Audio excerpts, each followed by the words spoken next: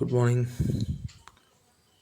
നമ്മൾ കഴിഞ്ഞ ക്ലാസ്സിൽ ഡെറിവേറ്റീവിൻ്റെ ഡെഫിനേഷനാണ് നമ്മൾ ഡിസ്കസ് ചെയ്തത്. അപ്പോൾ ഈ ക്ലാസ്സിൽ നമുക്ക് ലിമിറ്റിൻ്റെ ഡെഫിനേഷൻ എന്താണെന്ന് നോക്കാം. ലിമിറ്റും അതിനെ തുടർന്ന് വരുന്ന കണ്ടിന്യൂറ്റി ഒക്കെ നോക്കാം. നമ്മൾ എല്ലാം സ്റ്റെപ്പ് ബൈ സ്റ്റെപ്പ് ആയിട്ടാണ് പഠിക്കുന്നത്. അപ്പോൾ നിങ്ങൾക്ക് ഓർത്ത് വയ്ക്കാൻ എളുപ്പമായിരിക്കും. ആദ്യം നമ്മൾ ഡെറിവേറ്റീവിനെ കുറിച്ച് ഡിസ്കസ് ചെയ്തു. എന്താണ് ഡെറിവേറ്റീവിൻ്റെ ഡെഫിനേഷൻ, അല്ലേ? അതിനെങ്ങനെ നമ്മൾ ട്രഡീഷണലായിട്ട് എങ്ങനെ ഒരു ഡെറിവേറ്റീവ് കണ്ടുപിടിക്കാം, ഇതെല്ലാം നമ്മൾ ചെയ്തു, അല്ലേ? അപ്പോൾ അത് മനസ്സിലാക്കി കഴിഞ്ഞാൽ നമുക്ക് ലിമിറ്റിൻ്റെ ഡെഫിനേഷൻ പഠിക്കാൻ എളുപ്പമാണ്. അപ്പോൾ നോക്കാം എന്താണ് ഡെഫിനേഷൻ, അല്ലേ?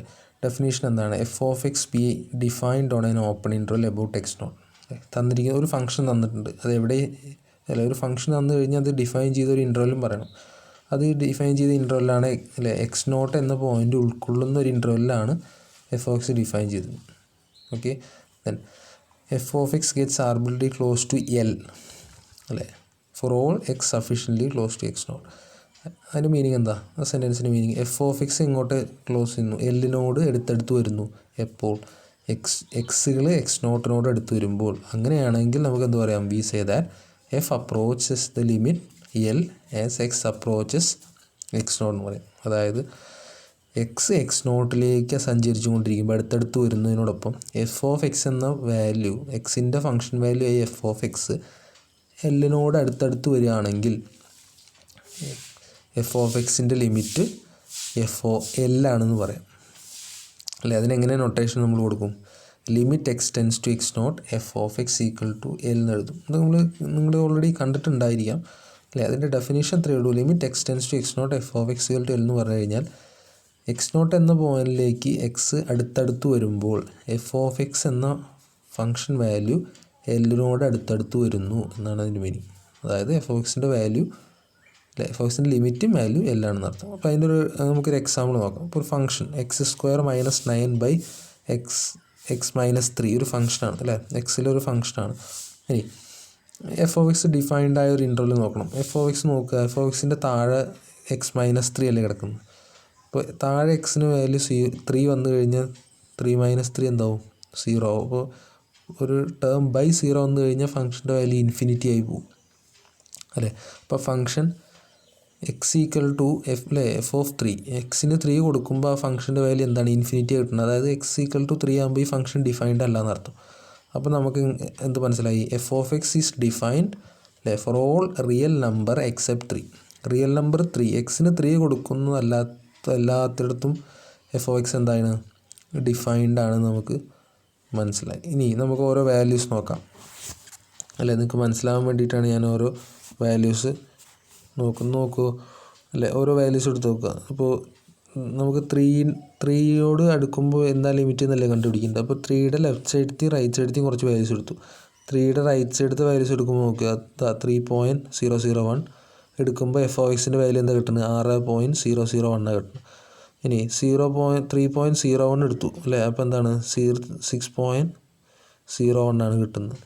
ഇനി 3.1, അതായത് 3ന് കുറച്ച് എടുത്തെടുത്തുള്ള വാല്യൂസ്, റൈറ്റ് സൈഡിലുള്ള എടുത്തെടുത്ത വാല്യൂസ് 3.1 എടുത്തു, 6.1 ആണ് കിട്ടുന്നത്.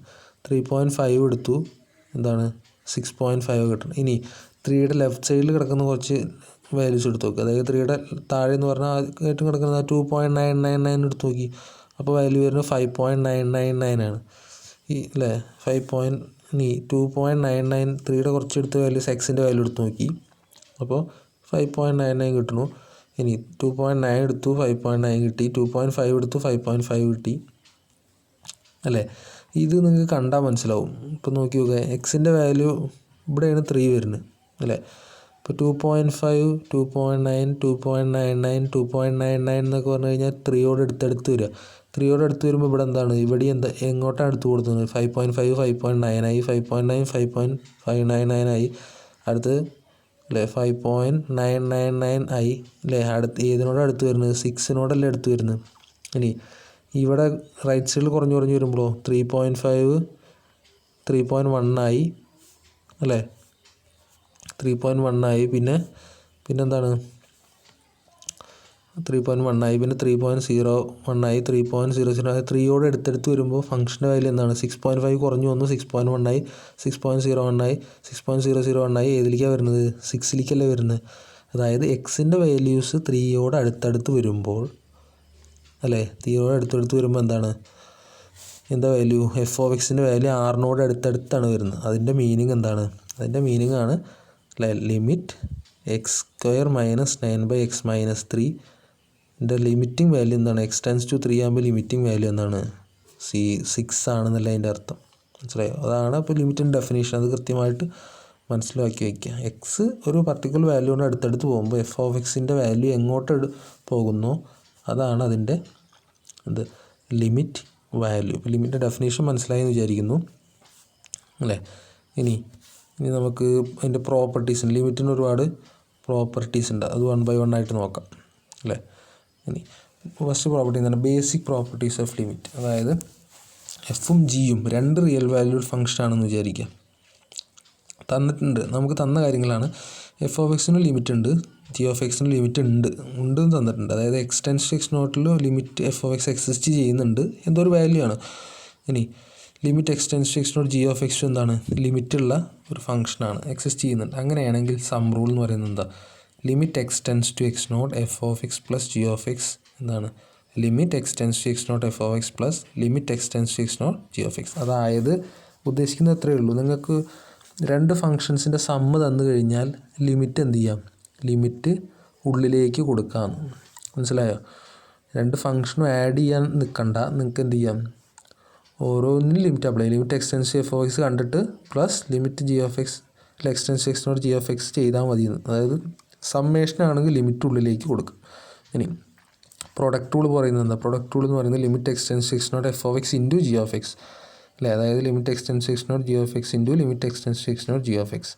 ഇതിൻ്റെ മീനിങ് എന്താ? ഇതൊക്കെ പ്രോബ്ലത്തിൽ നമുക്ക് ആവശ്യമായിട്ട് വരും.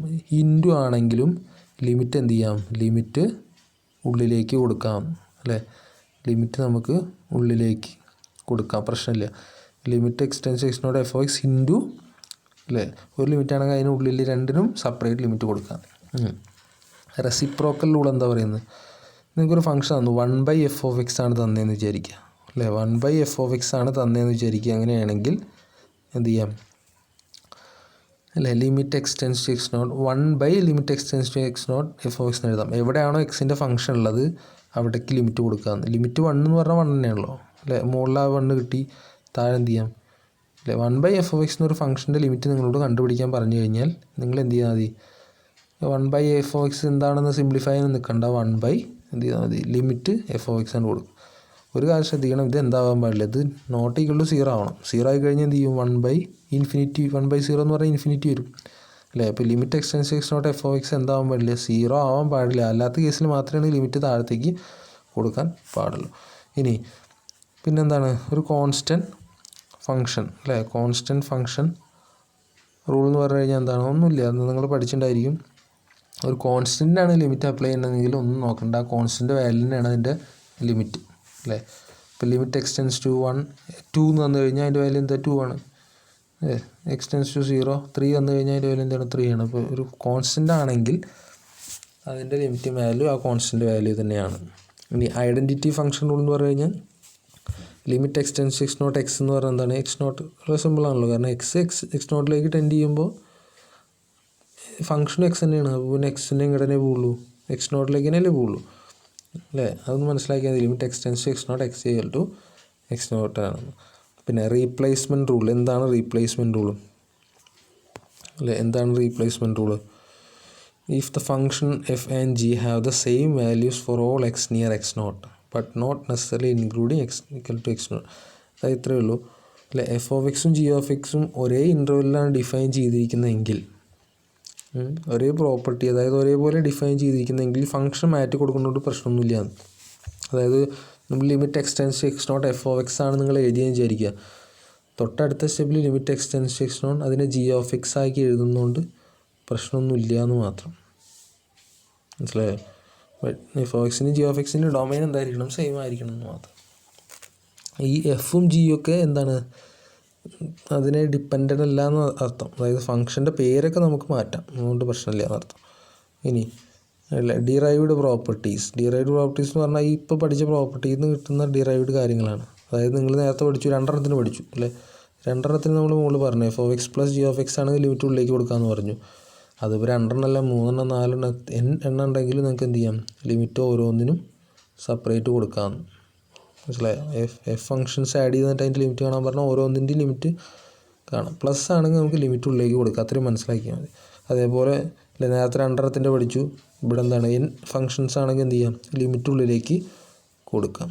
ഇനി കോൺസ്റ്റൻറ്റ് മൾട്ടിപ്പിൾ റൂൾ എന്ന് പറഞ്ഞു കഴിഞ്ഞാൽ എന്താണ്?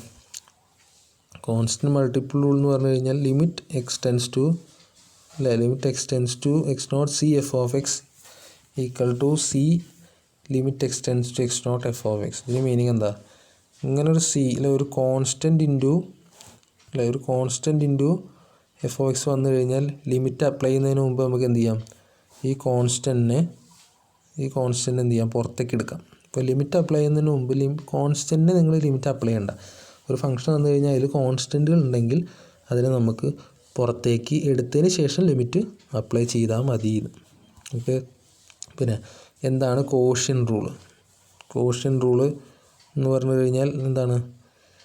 കേട്ടിട്ടുണ്ടാവും അല്ലേ? F of X by G of X, ഇങ്ങനെ രണ്ട് ഫംഗ്ഷൻ, അതാണ് കോഷ്യൻ്റ് അല്ലേ? F of X by G of X വന്നിട്ട് അതിൻ്റെ ലിമിറ്റ് അപ്ലൈ ചെയ്യാൻ പറഞ്ഞു കഴിഞ്ഞാൽ നിങ്ങൾ എന്ത് ചെയ്താൽ മതി? എഫ് ഓഫ് എക്സിനെ ജി ഓഫ് എക്സ് കൊണ്ട് ഡിവൈഡ് ചെയ്യാനൊന്നും നിൽക്കണ്ട. എന്ത് ചെയ്താൽ മതി?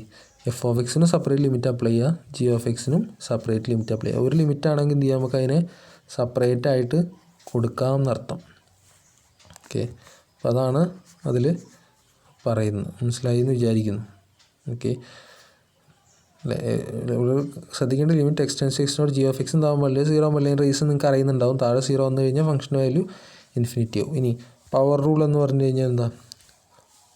Limit X tends to X not X rise to എന്ന് പറഞ്ഞാൽ എക്സ് നോട്ട് റൈസ് ടു എക്സിൻ്റെ സ്ഥാനത്ത് ഇത് വരും, എക്സ് നോട്ട് വരും എന്ന് മാത്രം.